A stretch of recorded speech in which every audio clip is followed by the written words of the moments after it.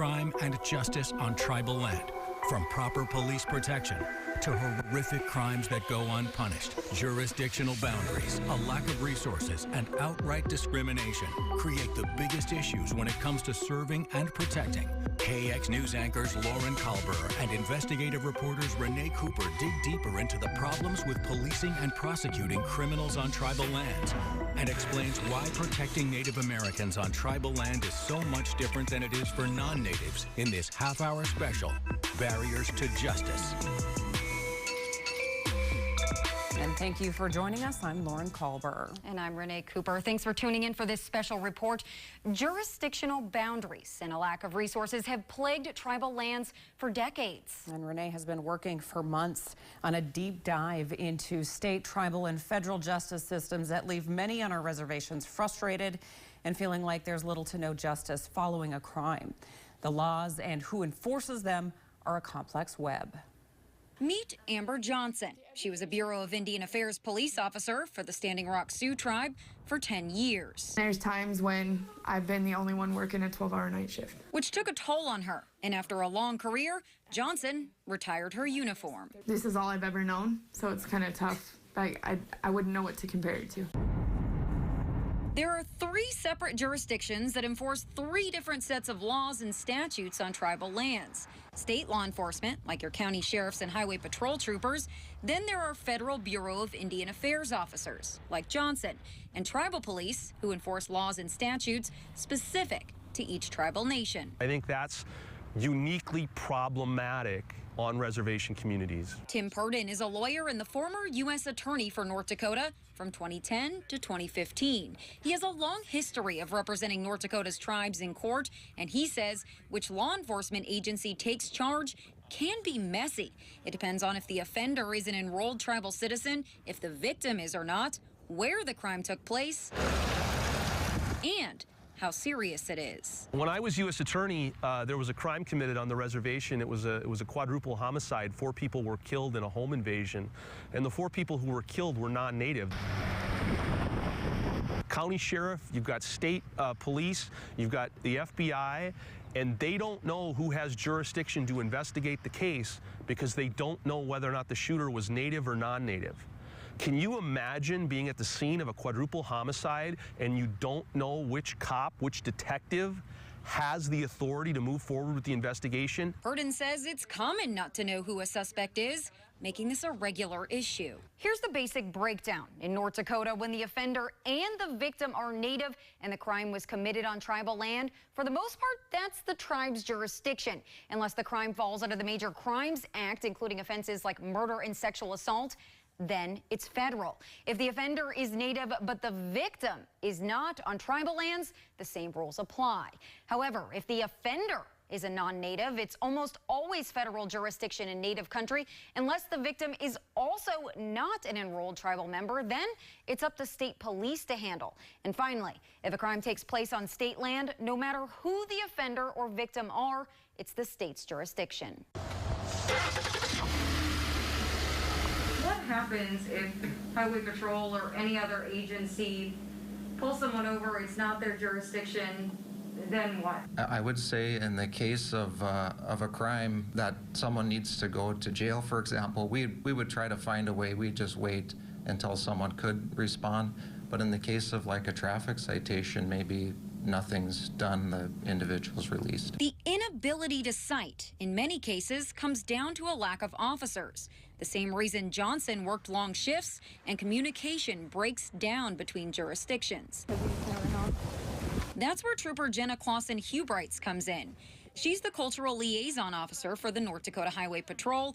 Her position was created to open up lines of communication with each tribal nation. I always teach tribal jurisdiction in a really brief intro to everyone because I think it's important for new officers to understand that. But it gets more murky because each tribal nation is its own sovereign nation with its own law enforcement agencies. For example, every tribe in North Dakota does have federal BIA police, but not all have tribal police, like Standing Rock, where federal officers like Johnson enforce both tribal and federal law.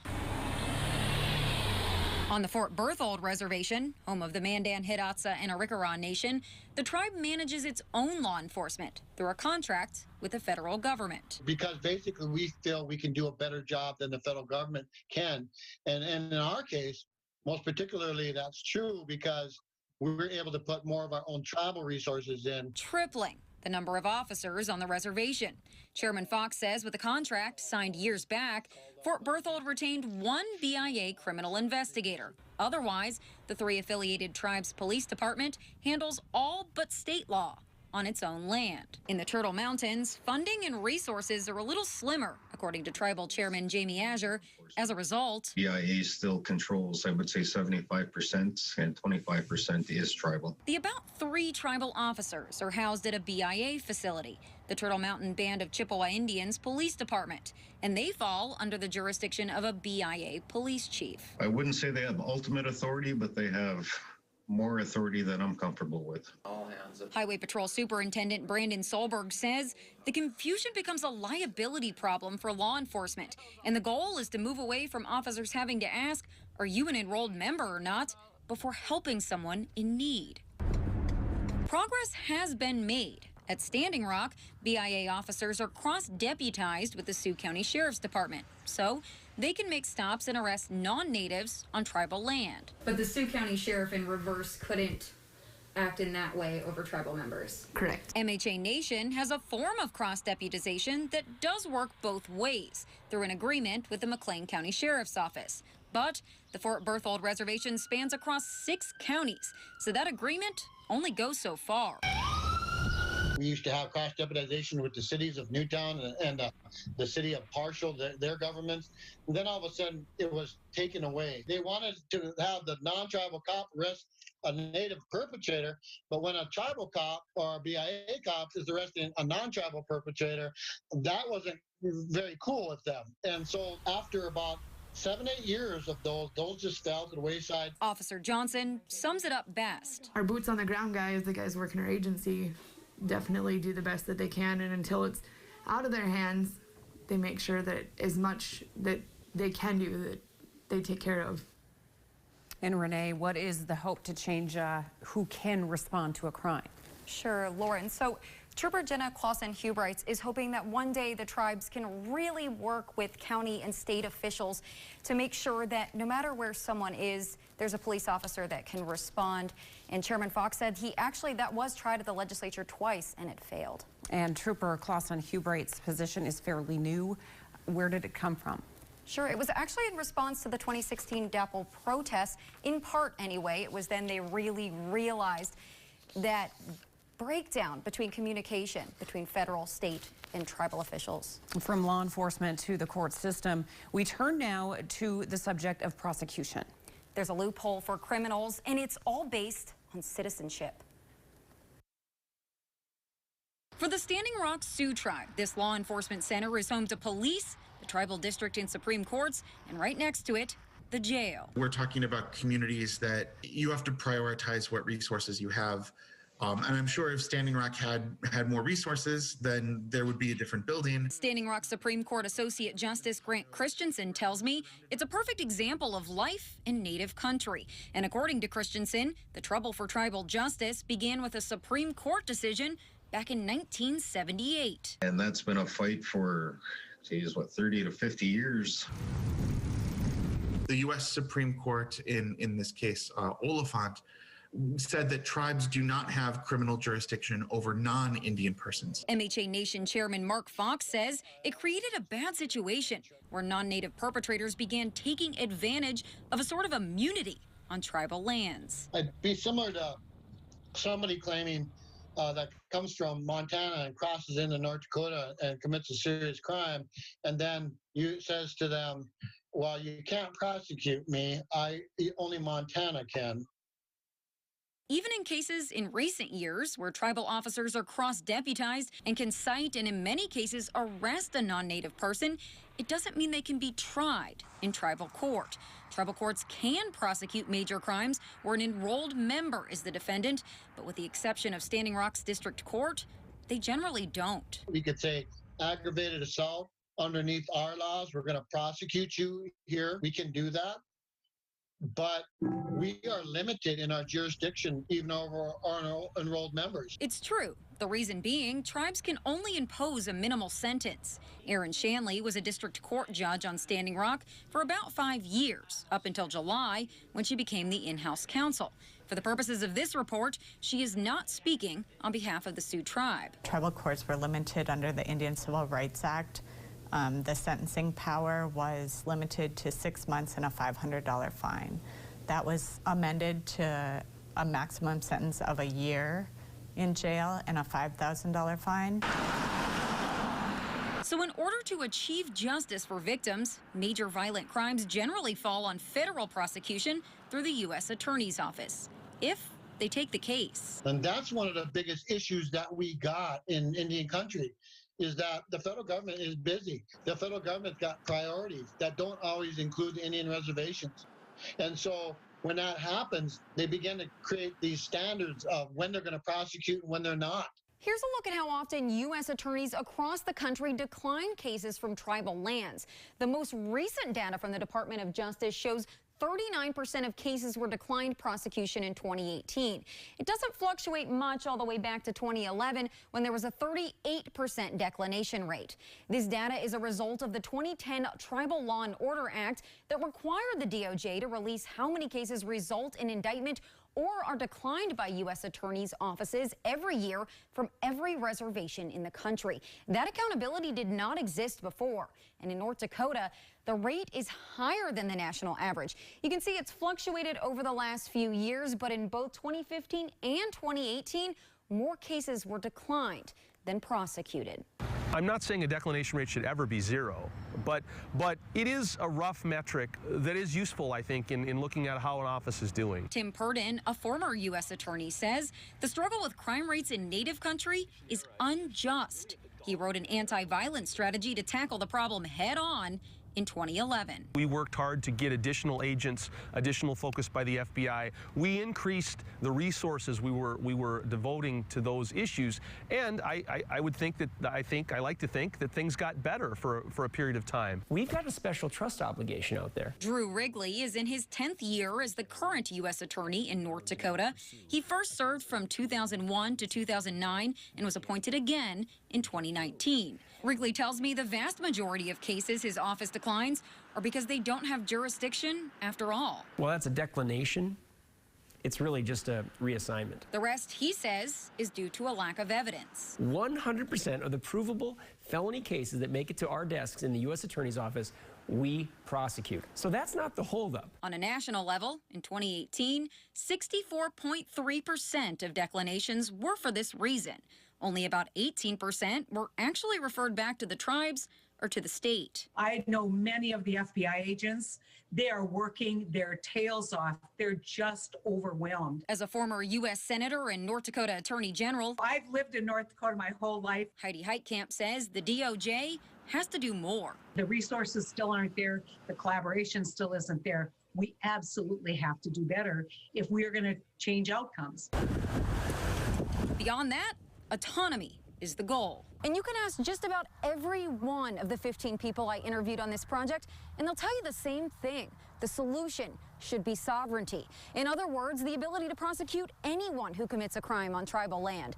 But as was made clear in the months I spent searching for answers, that won't come easy. The Tribal Law and Order Act of 2010 moved in that direction, tripling the sentencing power for tribes, allowing a max of 3 years per offense for a 15-year maximum and $15,000 in fines. But, as Shanley explains, the tribe would have to actually amend its constitution to implement the new law, which has been unsuccessful for several reasons. Our facilities are not adequate to house people long-term. They're constantly over capacity, so we don't want to take on this additional responsibility without the ability to fulfill it. She tells me when she was a tribal court judge, they were constantly forced to release people early. She says this is a predicament a lot of tribes are finding themselves in. In the Turtle Mountains, Chairman Jamie Azure says the way to sovereignty is through economic self-sufficiency. The truth is that the BIA and the federal government has dropped their trust responsibilities from day one. You know, we're underfunded, we're undermanned. We are held under the thumb on a lot of different things that are federally funded. because of that funding. The chairman, who was just elected to a second term in November, tells me the tribe is very dependent on federal grant funding. But he says the last few years have brought strides toward new, diversified, local income sources. And if that takes, putting our foot down and flexing that sovereign muscle, to get some things moving, then that's what we're going to do. And I would bet any money that all tribes would have that same sentiment. Former U.S. Attorney Tim Purdon says nothing is stopping Congress from restoring tribal jurisdiction over all crime committed on tribal lands by overturning the Oliphant case in a single bill. This could lower violence rates, particularly sexual violence, because right now, outside offenders know they can get away with it on tribal land. Sexual violence, it's a horrific tragedy that continues to sort of lie under the surface in North Dakota, and it often goes unpunished because of jurisdictional and even physical barriers that lie between victims and justice.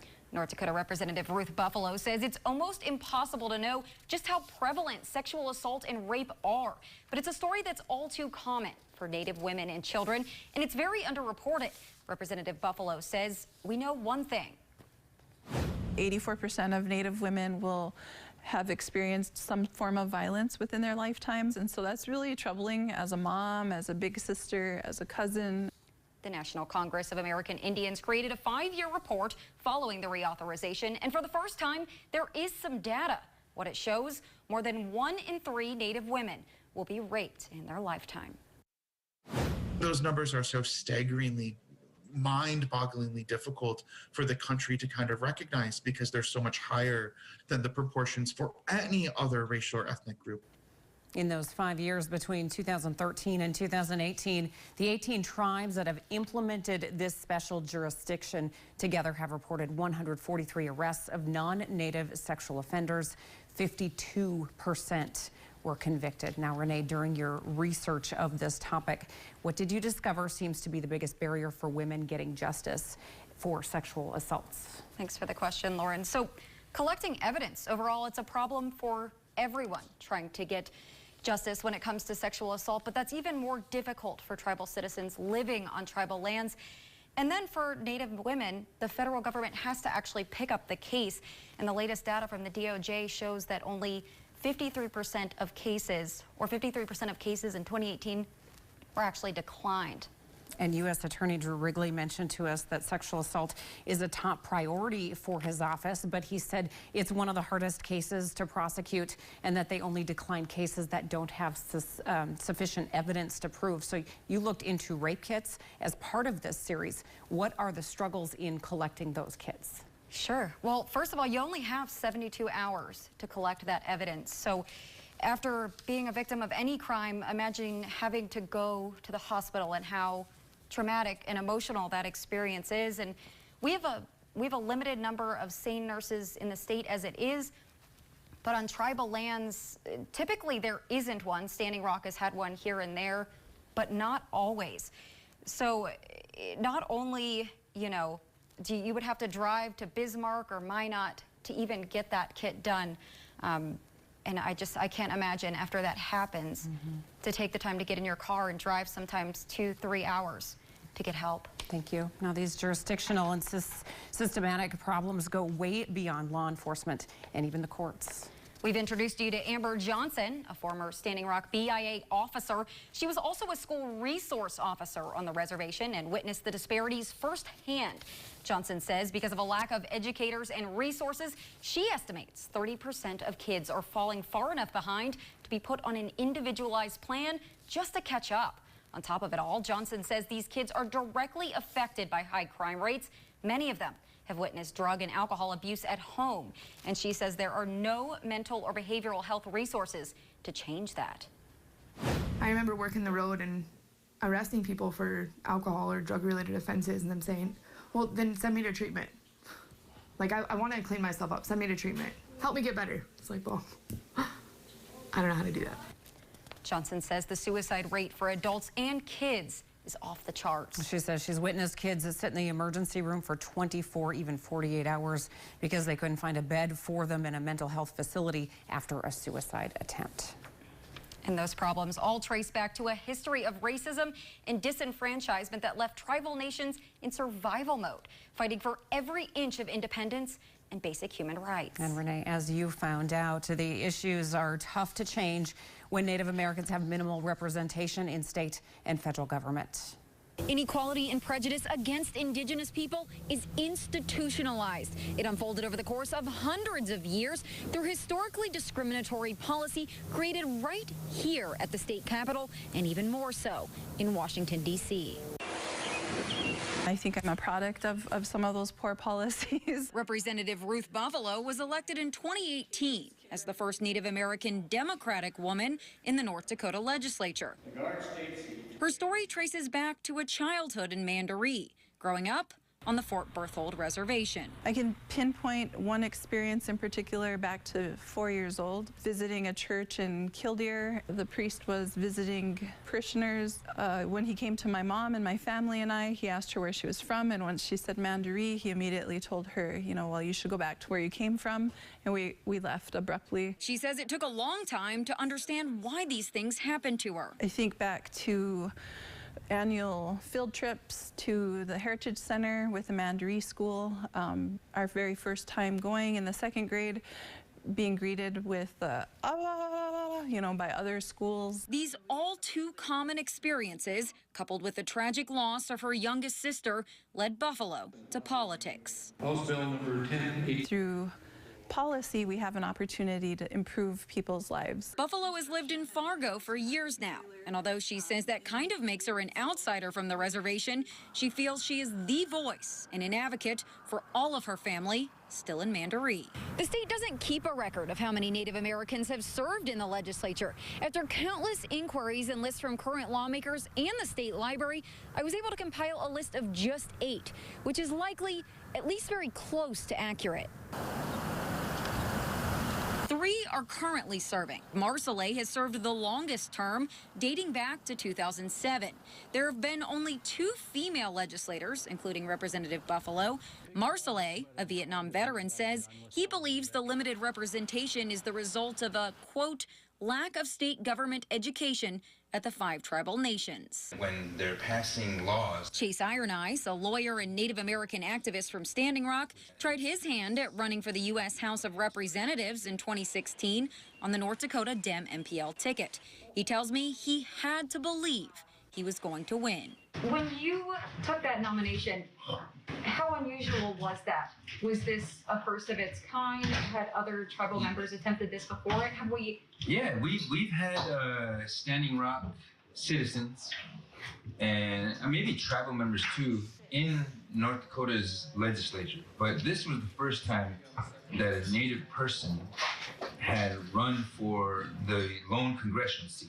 Iron Eyes captured about 24% of the vote, falling to now U.S. Senator Kevin Kramer. As the only Native American woman currently serving as a state lawmaker, Buffalo says even with progress, there is still a big deficit in representation. There's an opportunity to elect more Native American people into every level of government because they bring a worldview that oftentimes is left out of the conversation. A worldview rooted in cultural values, like being a good relative and a good neighbor.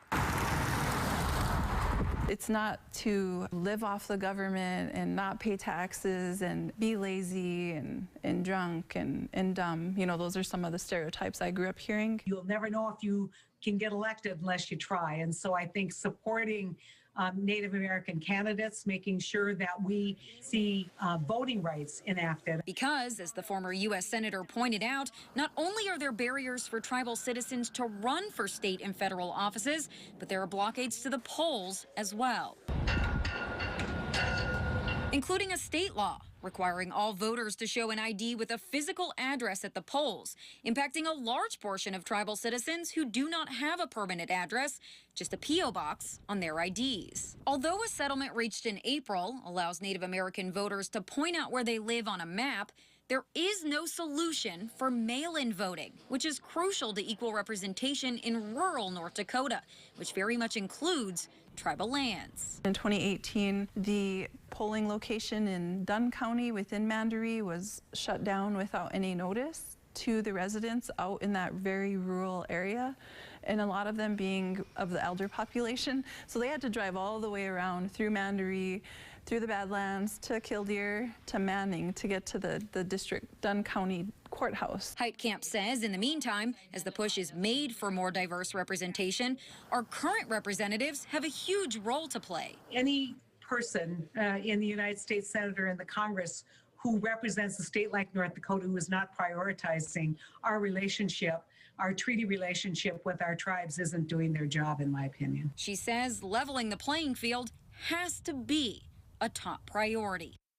Now, as the lone Native American woman currently in our state legislature, Representative Buffalo says she carries a huge responsibility as that primary connection for tribal citizens who want and deserve a say in the future of North Dakota policy. Now, Renee, from the courts to the state capitol, you have detailed the complex barriers to justice for tribal citizens. But now let's talk about some progress. What have you learned about that should have us feeling optimistic about the future of Native Americans here in North Dakota? Absolutely, Lauren. There's a lot to be proud of here in North Dakota. First of all, there was just opened at the end of the summer a police training academy in Camp Grafton.